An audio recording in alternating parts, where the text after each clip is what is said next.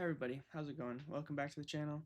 Today, I've got a lot to talk about. I had my chemo appointment on yesterday. Man, feels like a lot's happened since yesterday. I also had my radiation appointment on Thursday, but much less happened at my radiation appointment, so I kind of wrote up a little bit about it on my Facebook cancer page. I started a Facebook page called McQueen Cancer, so I'm going to link that in the description. Please join it. I'm going to be posting updates on there as well as all other social media that I'm on. Um, but I wanted to make a video about how the chemo oncology appointment went because I learned a lot. I feel more informed, and I want to inform you guys, of course. Every time I get informed with information, I'm going to let you guys know, especially if it's very important. And this was very important stuff. So, also, one thing I'm really bad at is promoting myself. So, I'm going to start doing that more, especially at the start of videos. If you aren't subscribed, please subscribe. I'm going to put how many people subscribe to me, like based on who watches me. It's a bad number, okay? Nobody wants to see that number. But please, if you like the videos, please subscribe, like, comment. Please, engagement really helps. So engage, please. Help me grow. I need to get to 500 subscribers and then I can start running ads on my videos. So if we could get to 500 subscribers, let's say in the next week or so, that would mean a lot to me. Next thing, I'm running a merch campaign with a very amazing company. They're called Spread Good Shop.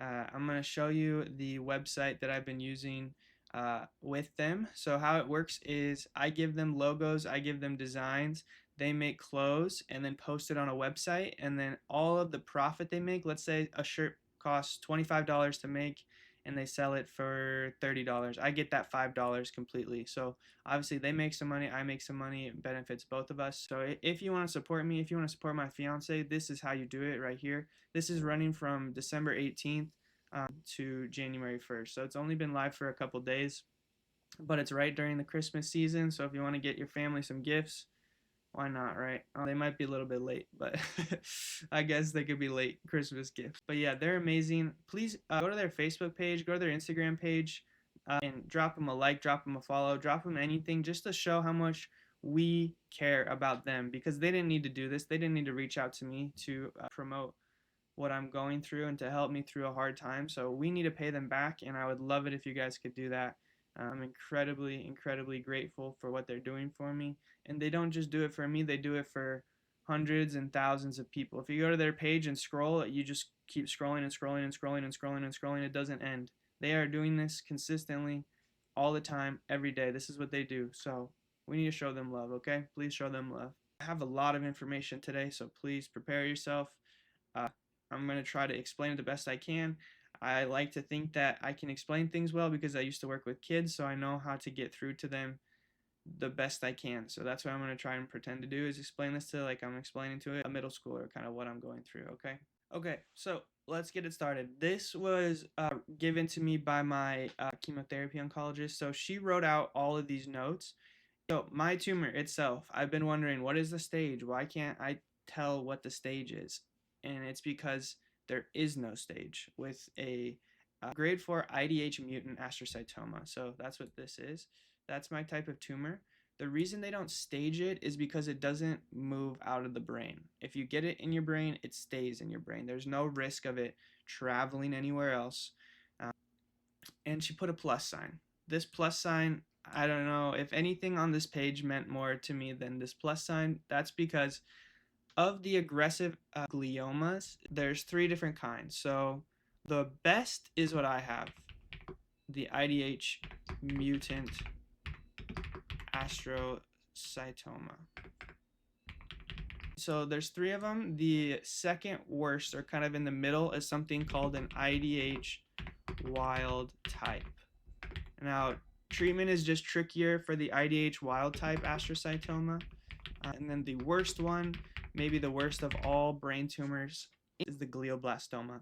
Glioblastomas, you can really only live for months, maybe like typically less than 12 months, depending on how quickly you find it. I don't know what the time frame for the wild type is. I think it might be a year or 2. But the astrocytoma, the plus sign is good. That means it's best of the 3 types of the gliomas, okay? Now, this IDH mutant, I'm just realizing that I spelt it wrong. Mutant astrocytoma is relatively new in the last 15 years. So in 2010, they discovered, hey, there's these people that have this genetic difference in their prognosis, or a genetic difference in the tumor compared to other tumors. So they found, oh, okay, there's something with an IDH mutant astrocytoma. I don't really know what that means, but it's some genetic difference that gives me better odds than the other two, the IDH wild type or the glioblastoma.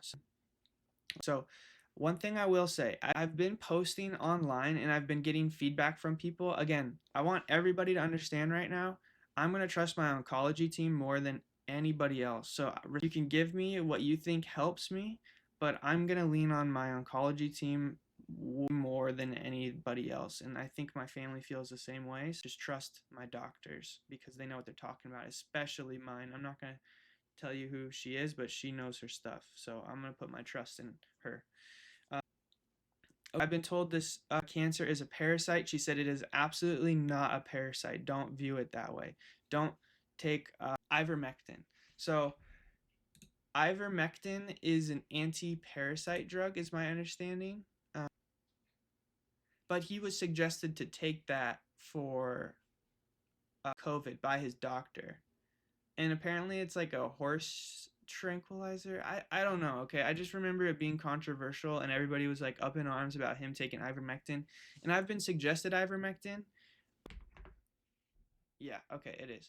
So I've been told to take ivermectin because it reduces tumor growth. My oncologist said sometimes I know where these things come from. Like they're not always out of left field. For example, like a keto diet, I understand why someone would want to cut out sugar and carbs because, yeah, there's some proof, or not proof exactly because it's not in a publicized journal, but there's some reasoning to why cancer could benefit from like sugar being in your system. So like I see where that comes from. But she was like, ivermectin, genuinely no clue where that comes from. This is not a parasite, so don't think that you should be taking ivermectin. People might say otherwise, but you should trust me that this is not going to help you right now. So I'm like, cool, I trust you. Moving on. So they don't know how long my tumor has been around for. Her guess was that it's been around for roughly 5 to 10 years. This is not a new thing. This is something that started likely as a low grade. If you remember my early videos from like the start of this whole journey, I was told this is a low grade astrocytoma. And I was curious why it went from a low grade astrocytoma to a grade 4, meaning highest grade. You don't get worse than a grade 4. And the reason is because when they did these original MRIs, when I first went into the hospital, there was a lack of contrast. And let me show you what I mean by that. Okay, first of all, let me explain what contrast is because I realize this is like medical stuff and it's not easy to understand. Okay, so in medical terms, contrast refers to substances or techniques that enhance the visibility of internal body structures, tissues, or fluids like imaging, like x-rays, CTs, MRIs, and ultrasounds by increasing the difference or the contrast between adjacent areas, helping doctors spot abnormalities like tumors, inflammation, or blood flow issues. Common types include iodine-based gadolinium, which is what they use for me. This gadolinium-based for MRI scans alters magnetic properties for better tissue differentiation. So there's like a magnetic component to this, which is important because apparently there's controversy about gadolinium staying like in your body, like having too much magnetic property in your body, which I was again unaware of. So contrast for MRIs, also known as MRI contrast media agents or often dye, primarily refers to gadolinium-based contrast agents, GBCAs, which contain gadolinium, a metal that temporarily alters tissue magnetic properties to make abnormalities clear, improving disease detection and diagnosis. I've been getting injected with this gadolinium contrast, which is the most common type. The body typically flushes it out through the kidneys, usually within 24 hours if kidney function is normal.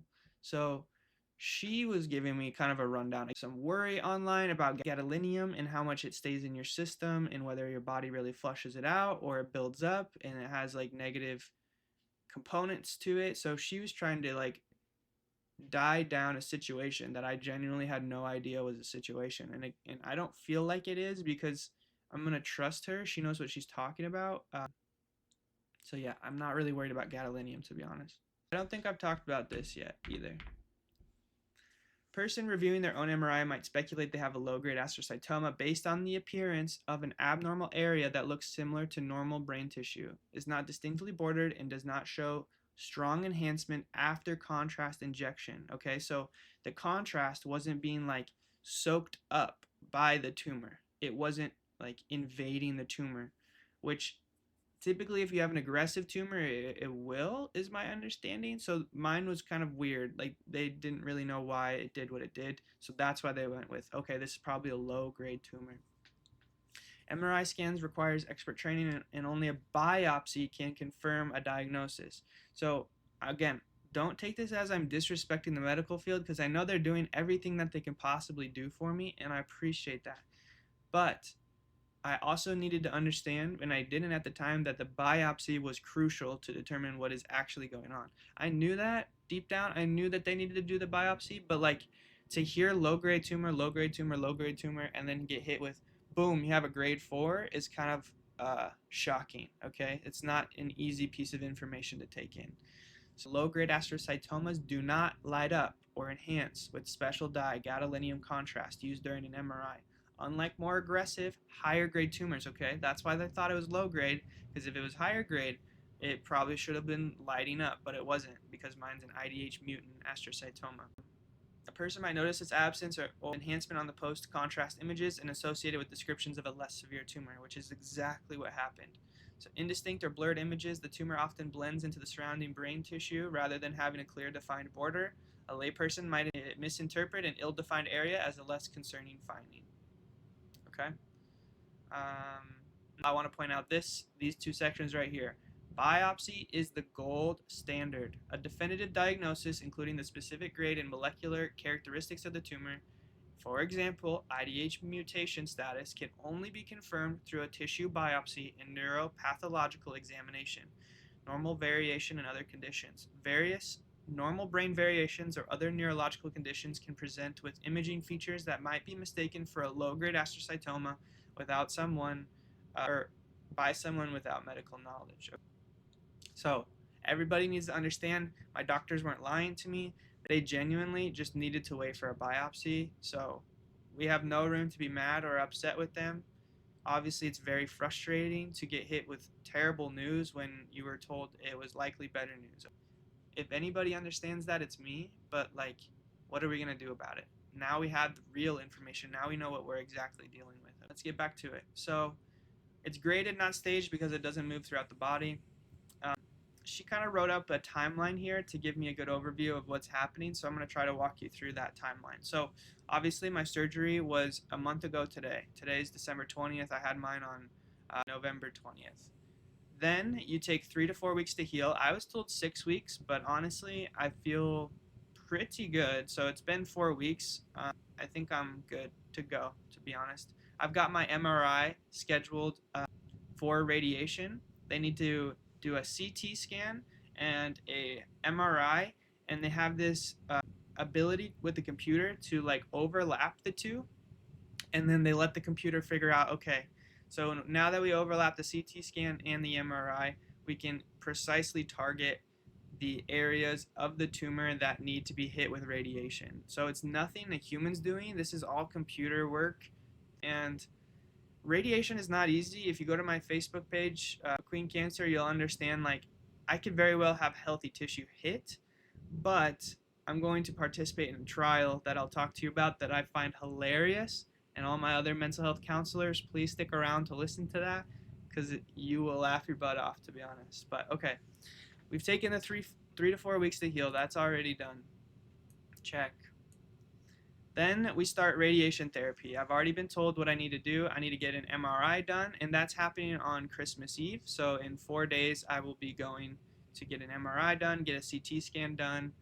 They'll map those, and then we'll start as soon as possible. They are very much in a rush, by the way. This is not something we just hold off on and give it time and then get going. They're like, let's get to it, man. Let's get to it as soon as possible. They want to get started probably end of December, like December 30th, December 31st.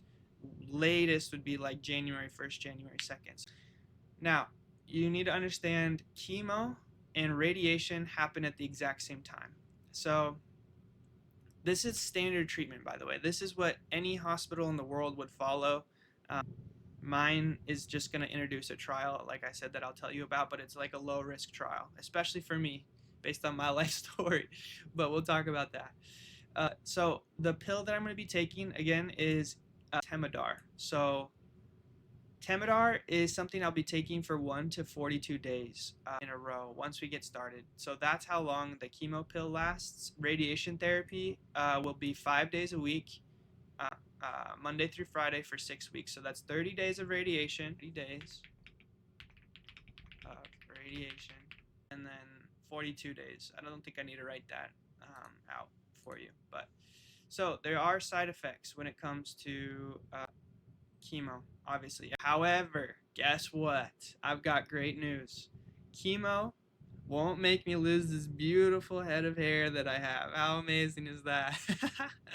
I get to hang on to the very little amount of hair that I have left. However, you should understand radiation is not so kind. There's potential for permanent balding, but who cares? I'm going to shave it anyway, so it is what it is. But I can grow it back very slightly, so it's only going to be permanent balding, potentially like over the scar area. And I mean, I'm already dealing with that right now, so it is what it is. But some of the side effects include constipation, and I've dealt with that in the past through ACL surgery. So she said you could take this pill called Senna, or you could take Miralax. I was taking Miralax post surgery, and I don't like it. It's just kind of gross. Like it doesn't really taste like much, but I don't like it at the same time. Like you have to mix it in with a big glass of water, and it kind of tastes like dusty. Maybe is the right word. And then they said you'll get nausea, which she described as a 2 or 3 out of 10. And when when I when I hear 2 or 3 out of 10 for nausea, that just makes me laugh inside because I was getting like 10 out of 10s for my migraines. I was throwing up in the middle of the night. I would be sleeping in my attic. I would need to sprint downstairs into the tiniest bathroom you've ever seen, get on knees, and just like vomit uncontrollably into a toilet. I know that sounds crazy to laugh at, but like if you're telling me I'm gonna get a 2 or 3 out of 10, I'm sorry, but like I'll be just fine, man. I know how to throw up. I'm right next to a bathroom. I'm not sprinting downstairs. I'm sorry that I find that hilarious, but I think I'll be okay. Also, this part I really am not looking forward to. Anything I'm not looking forward to, I'm going to underline in red.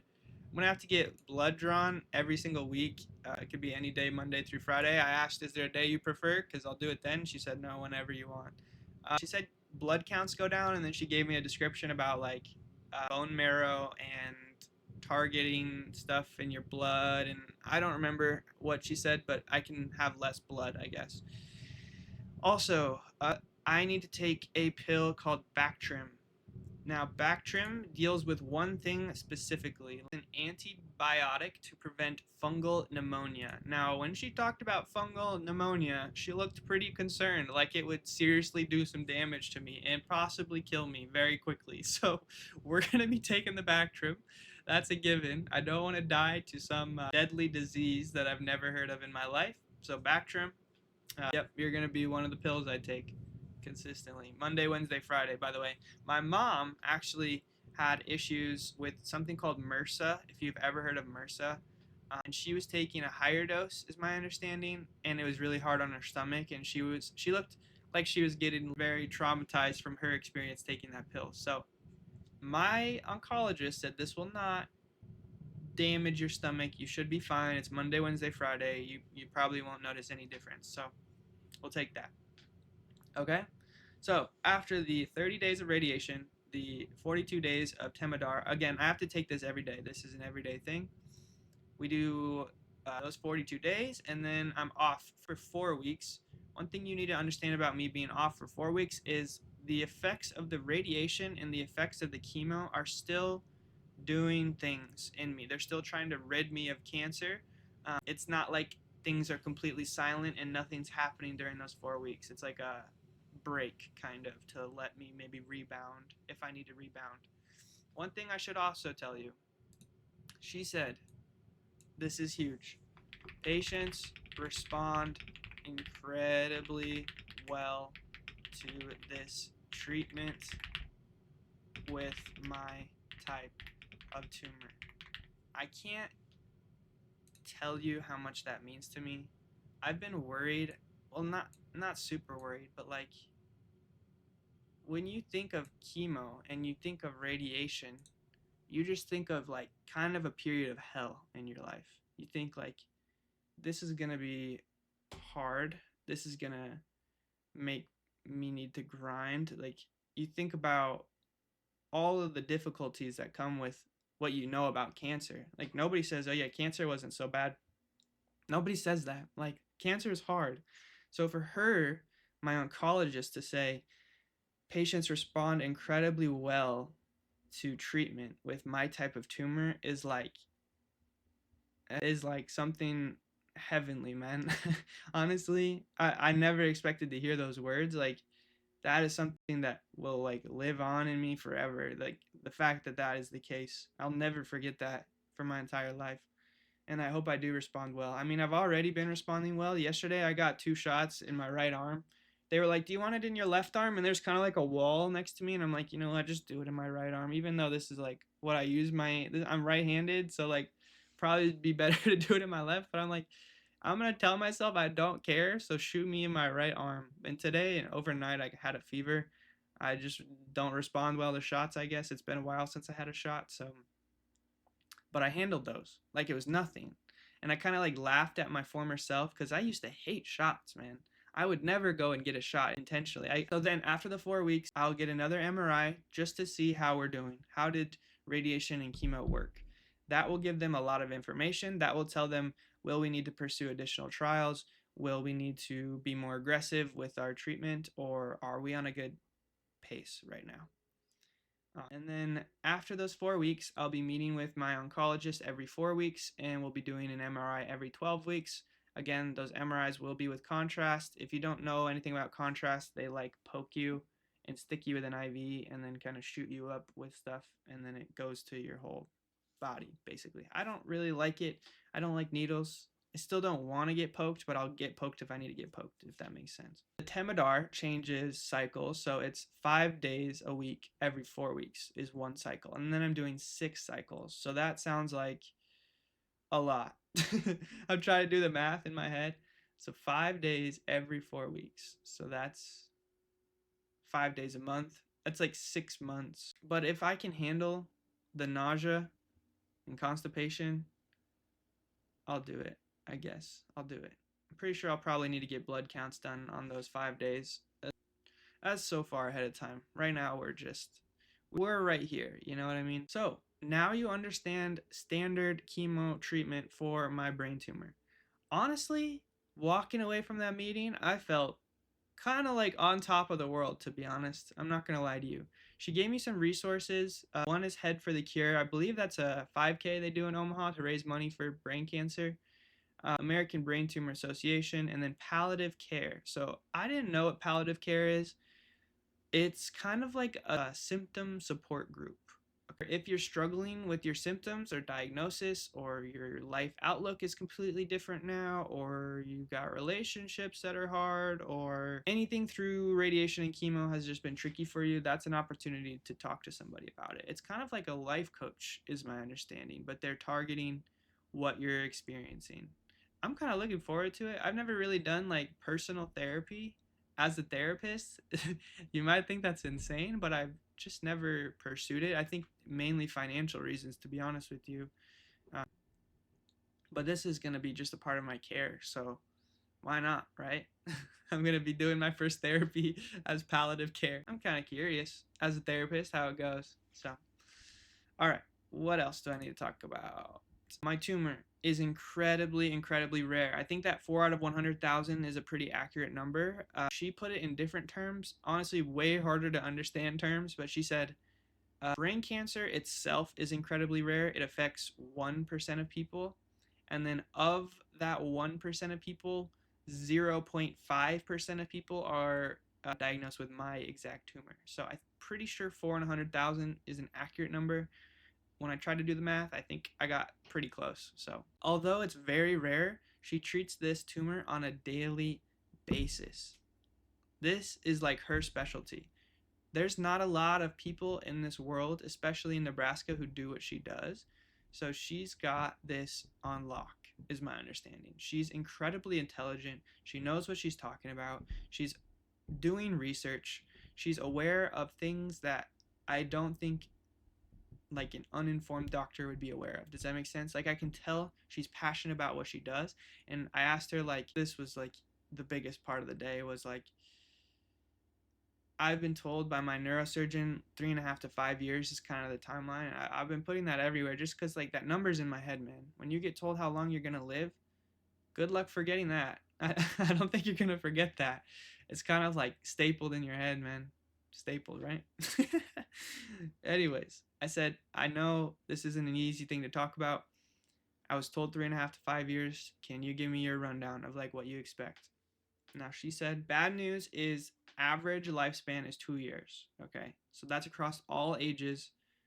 All ages is about 2 years. Okay, and then she said, okay, now let me give you the good news. I don't even know if she said let me give you the good news, but this is how my brain interpreted it. She said you are very young. It seems like you're very positive mentally. You're willing to do what I'm asking you to do, which I don't think everybody always is. And I told her whether keto is like published in a journal to say yes, absolutely helps cancer, I'm gonna probably pursue keto.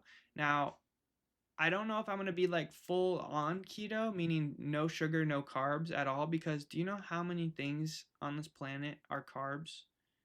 That's like so many of my favorite foods. Like I think when we say cut out sugar, we're talking about no soda, no candy, no desserts, that kind of stuff. So stuff that you know is kind of like junk, just cut that out and you'll probably feel better. Now I understand carbs turn into sugar. Okay, I didn't actually know that. My fiance knows keto a little bit better than me. She's resistant on cutting out carbs because it's so much food. Like think about it, man. No pizza, no burgers, no fries, no potatoes, no pasta. That is just a lot of food. And if we don't have specific scientific evidence that says absolutely 100% keto improves your ability to live with cancer, I just don't know if it makes a lot of sense to cut out both carbs and sugar. I think sugar makes sense. I'm just trying to cut out sugar 100%. So we'll see how my treatment goes. If my treatment goes not great, then we'll adjust, I think. I think that's maybe where I stand. So I'm cutting out alcohol and, like I said, potentially carbs at some point. My mom's partner asked a very important question, which is, now, how do you feel about people's mentalities or attitudes throughout this? And she said, it 100% makes a difference. If you know me, if you know my journey, if you know how I've taken all of this, you'll know, oh, hell yeah. Nate's going to kick this thing's ass, man. He's going to kick its ass, man. He's positive. He's ready to go. I just got to stay there, man. I got to stay there even if treatment sucks. I need to stay where I'm at. I'm driven. I'm motivated. I'm learning that I'm obsessed with this drive that I'm on to get to where I want to be, to help my family, to help the people that believe in me, and go places and travel and meet my heroes, meet the people that inspire me. All of those things, man, are just wrapped in one bundle, and like that's what I'm going for. So if you're like, why the heck is this dude so driven? Why is he on his grind every single day? That's why, man. I'm going to go for it. I can't do a whole lot else. I'm limited. I get headaches, but if I'm active, if I'm productive, if I'm posting, if I'm recording, if I'm editing, that all keeps me busy, man. I think keeping your mind busy is like essential here. Like I can't prove that. I wasn't told that, but pretty sure if you're highly cognitive and you're going for it, I'm going to say that you probably have better odds than someone who's just sitting on a couch pretty depressed. And then I asked the question, do you have patients do better than that? Like do better than 2 years? And she said, oh, absolutely. If if there was no hope in this job, I wouldn't do it. And she said, I've had people live 10, 15 years past their lifetimes. And that was huge. That was huge to hear. My mom started crying. It made me tear up. it was just great to hear, man. So, after standard treatment, if they continue to see growth, my chemo oncologist said they can make a request for a drug called, I don't really know how to say this, but like I'll put the word like right here or so. Veracidnib, Veracidnib, sold under the brand name Voranigo, which slows tumor growth, delays progression, and reduces the need for radiation and chemo. So that's kind of like a plan B if the treatment isn't going the way we want it to go. That's like our backup plan is this drug that is typically only used for people with low grade tumors. It doesn't really have many studies of it being used for grade 4 tumors. So I would be basically like one of the first few tests of how this does with like a grade 4 tumor. I don't want to get to that point. I'd rather standard treatment, just like knock it out of the park and I'm good to go, but that's an option. Now, I need to explain to my counseling people about what kind of trial I'm on because I find it genuinely hilarious. Okay.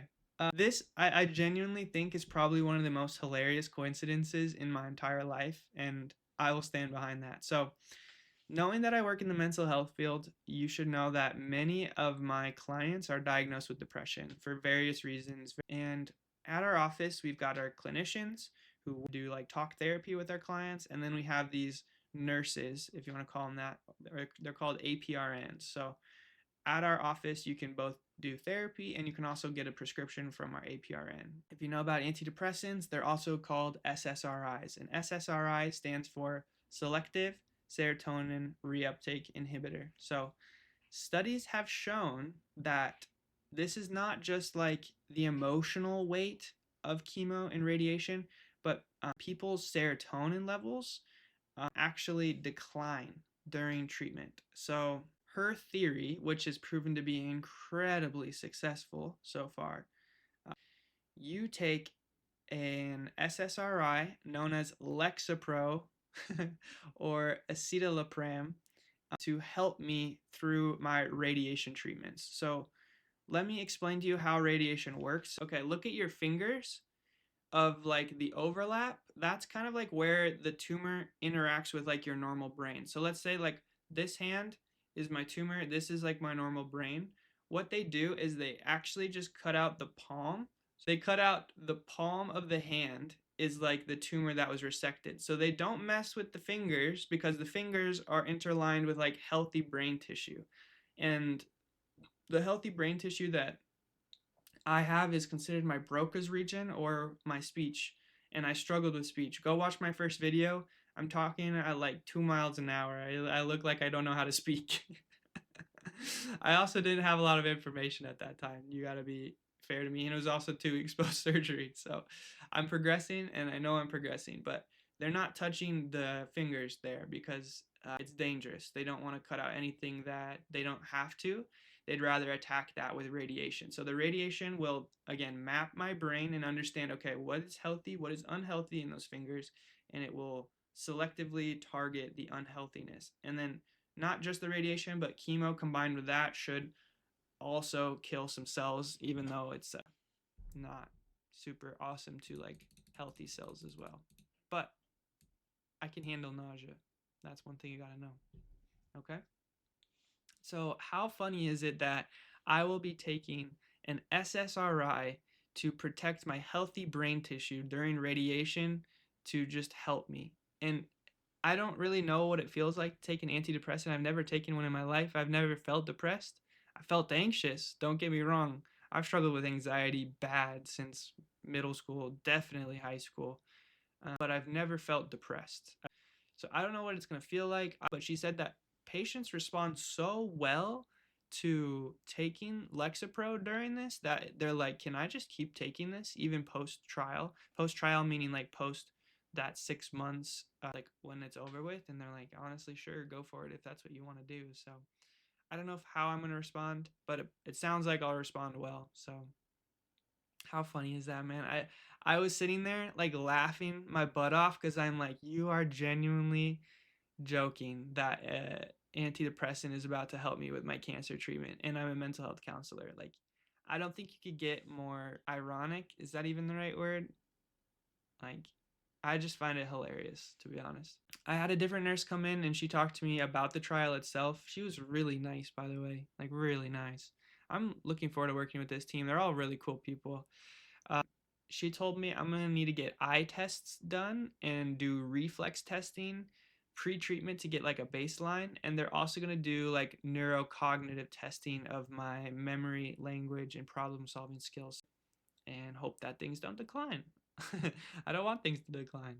I want to be who I am, man. So I need to get these eye tests done. She said don't drive yourself because of some reason that I can't remember, so I'm gonna need a family member to drive me there. It's only 3 times and then we start treatment. So here's another funny thing. She was reading off the side effects of Lexapro, and she was like reading them in a way that was like I'd never heard of Lexapro. And then like I didn't want to be rude, but I was like, hold on, do you know what I do for a living? And she's like, no, what do you do? I was like, I'm a mental health counselor. And then she starts laughing. I start laughing. My family starts laughing. Everybody's just laughing at the fact that I truly know like what Lexapro does. I know the side effects are like suicidal ideation or the black box warning. So it's like my life goal, if you know why I'm a counselor, you'll understand that I genuinely, more than anything, want to move people away from suicidal ideation. That is not something that I really have in me. I've never felt suicidal ideation in my life. It's not really a part of me, is my understanding, but maybe I'm wrong. Maybe I'll feel that and you guys will be floored to hear that that's within me, but I'm going to go ahead and go out on a limb and say I don't have that within me. So, basically at the end of the day, I don't see serious negatives to this. If I thought, okay, yeah, maybe I could have suicidal ideation, I would be like, okay, hold on. But I'm so supported. I'm so loved. I'm with my family. I like getting lunch with my family. I like getting coffee with my friends. I am not in a bad place. I feel supported. I feel good, and I want to stay that way, man. And I think I will stay that way. That's how structured I feel right now. That's how loved I feel right now. So, all is good in this world. All is good. I do feel blessed. So, the way this works with the Lexapro is like I take the pill, wait a little bit, do the radiation, and then do like an x-ray, and then I'm out of there. So, that might take like 15 minutes max. It's like 1 or 2 minutes for radiation, x-rays 10 minutes, and then you're out of there. So, I don't know how long it takes for Lexapro to like take effect, but I'm pretty sure it takes like 4 to 6 weeks for you to actually start feeling things differently. So, maybe I'll be even more juiced while I'm making content. Who knows, man? I have no idea. Last thing, not that it's super important, but she said that taking Lexapro, there's a risk of serotonin syndrome. I had never heard of that, even as a mental health counselor. And she said that the symptoms are increased heart rate, feeling edgy or irritated, like I need to go on a run, is how she put it. I don't really know what that means. Or migraines. And trust me, I know plenty about migraines. So she said this can typically happen 4 to 6 weeks post starting the Lexapro. I was suggested that I should take Lexapro at night, and I will be doing that. And okay, I have two other things.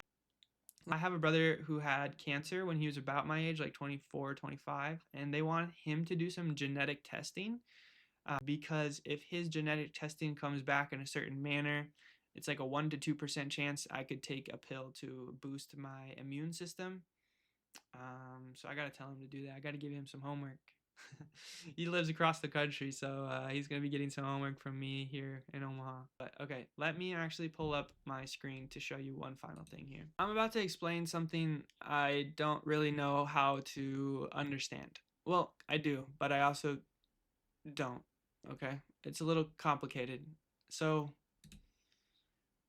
if you know me and like kind of my journey just in the short month, you'll know that I've been very dedicated, okay? Like I'm doing things that I think are really going to make a difference in this world. And if people believe that, great. If people don't believe that, that's on you, man, because I believe. But there's this thing called perseveration, and it comes from the word perseverance. Funnily enough, this was really hard to find online. I couldn't remember how to spell it. It took me literally a day to find out how to spell it. But perseveration is the involuntary repetition of a word, phrase, thought, or action, getting stuck on something beyond the appropriate point. Now, I don't know if I agree with that definition because how can you tell me what is the appropriate point? You know what I mean? Like, of course, when I'm saying getting stuck on an action, I'm talking about being here, doing this, recording, putting my stuff out there so that you guys are aware of it all. Now, if they consider that beyond the appropriate point, fair enough. Maybe I am going beyond the appropriate. Now, I believe this is common in people with like frontal lobe uh, issues, and mine was my left frontal lobe. So, like, getting stuck on something beyond the appropriate point makes sense for where my tumor was. But I also need people to understand that this is not the reason I'm doing what I'm doing. This does not bring hope, belief, goals, dreams, dedication, discipline, positive outlooks. You need to understand that that is not happening because of this thing right here. All that I'm doing in this life right now is because of this word. I'm going to tell you that you're wrong, and that is not the case. I know that I've been through like hardships in my life. I've been through struggles. I've made sacrifices. I know how I was raised by my parents. I know the values that I have. I know that this hopeful look on life is not an accident. I've had this my entire life. I've been a hopeful person. I've had dreams. I've had goals that I want to hit. So, like, this is not a new me. I know it might feel like this is a new me, but if you really knew me, you would know this is the same Nate that I've known since the beginning of time, okay? I've been like this forever. I think you're now just seeing a greater expression of it. And the reason it's a greater expression right now is because I have a drive in me right now. I have a drive to connect with other people on this planet who struggle with similar things or like brain cancer, or I have a drive to potentially help solve a problem of brain cancer in Nebraska. Me and Will, if you watched our podcast called Tumor Talk, you'll understand we have such rare tumors and we have such strong overlap in life. Something is wrong, okay? And when you know something is wrong and it is not well understood, that can kick you into gear. You can start putting every action of yours into something. They can tell me it's beyond the appropriate point all they want, but I'm reading that as that's beyond the appropriate point for the average person, okay? I'm feeling a competitor that wants to win, that wants to keep driving and not let anything kick him down, okay? I want to win so bad. I want to stay positive so bad through all of this and like win. I've been told by so many doctors, you can't win. There's no winning here. Don't tell me I can't win because I'm going to win, man. Do not tell me I can't win because I'm going to show you that you're wrong. That's the worst thing you can tell me, man, that I can't win. I will show you that I win. That's how I do things in life. Do not doubt me. Do not doubt my ability to win against this tumor, okay? I think this is like God's test of showing me something that has been proven to never be beatable, and I'm going to be the first one to beat it. And I'm going to show the world that you can beat this. But you need the right attitude. You need the right perspective, okay? So I'm not saying this hasn't been a problem because my last month on this planet, this has been a problem, okay? I'm not going to explain why, it just is, okay? Getting stuck on something can make someone, it's just not a good thing. But it depends on how you look at it too. Like realizing that this exists helps me, okay? It helps me a lot because it helps explain why things are the way that they are, why I have problems doing certain things, okay? Like I needed to know about this, and I don't know how long it lasts. Maybe it's forever. I can't tell you. But they said I was gonna do some CBT or cognitive behavior therapy, where maybe I can talk through why this is a problem for me. But honestly, I'm gonna tell them, call it a problem, call it whatever you want. I'm gonna call it drive. So if you need me to drive less, good luck. I kind of don't want to drive less. I kind of feel like I'm in the right spot in my life, and I think I'm just going to keep pushing, man. I'm going to try to balance my life well. I'm going to try to make the people that matter to me, I want to show them that they matter to me, but I'm going to be stuck to this. This isn't going anywhere. Now, I want to tell you something that happened with my dad and we were getting lunch, and he said, how long do you think this is gonna last? Like your drive and your motivation and like you kicking it into gear. And I said, I have no idea. I literally, maybe tomorrow it stops and I'm my normal self. But let me ask with further questions, which is my brain tumor gonna go anytime soon? No. Is my story not gonna help other people? Also, no. Will I become overly stressed and anxious about my return to work? Absolutely not. I'm kind of good to keep riding this, to be honest, because like I know treatment isn't going to be great, but it's 6 weeks long of radiation. And the chemo, after hearing her talk about 2 or 3 out of 10 and like a little bit of constipation, not to sound arrogant, but like I can handle that. I know I can handle that. Nausea doesn't affect me like it affects most people, I think. So I was thinking about something actually. I was thinking about, if you've ever watched Joe Rogan Experience and Elon Musk talk about his sleeping habits, I'm pretty sure he says like, I sleep like 4 or 5 hours a night. I was like, yeah, okay, man, sure you do. I'm sure you sleep 4 or 5 hours a night. That feels very like you can keep that consistent. That makes a whole lot of sense. But now I'm literally sleeping 4 to 5 hours a night, and I know what he's talking about. You can't understand obsession until you're obsessed, okay? When you understand obsession, when you understand needing to get things done for reasons that are desperately important, what I'm doing here I view as desperately important. You understand that obsession almost like clicks something in your brain. It's like, okay, we don't need as much sleep as we used to need. Now there's something worthwhile out there in the world that I'm shooting for. That is how I feel. I feel like sleep is like a disrespect to people who believe in me. I feel like everybody around me who's believed in me from day one, who believed in me when I was a poor college student, who believed in me when I was a kid who knew nothing, I want to lift every single one of those people up. Like they matter that much to me. It's like I'm not going to be selfish if I get money or whatever. Like I'm bringing everybody up that I can.